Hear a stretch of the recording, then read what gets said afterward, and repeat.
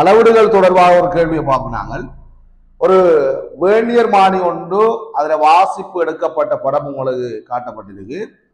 அதுல இந்த வேர்னியர் மானியில இழிவு பெருமானம் 0.01 சென்டிமீட்டர் தந்திருக்கு. கவனிக்க சென்டிமீட்டர்ல இருக்குது.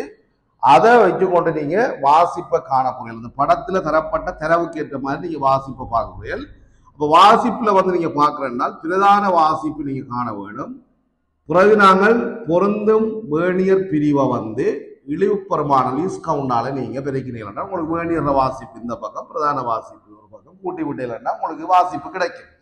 அப்ப பிரதான வாசிப்பு நீங்க பாருங்க, படத்துல பாருங்க.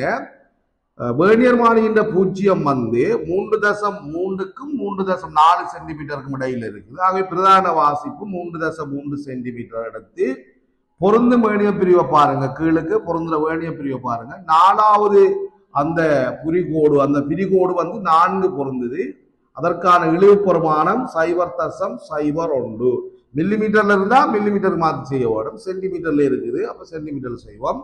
3.3 சென்டிமீட்டர் சக 0.4 சென்டிமீட்டர் தான் இங்க வரப்போகுது. 0.04 இப்ப எங்களுக்கு இறுதியா என்ன வரப்போகுது? 3.34 சென்டிமீட்டர் என்ற வாசிப்பு எங்களுக்கு கிடைக்க போகுது.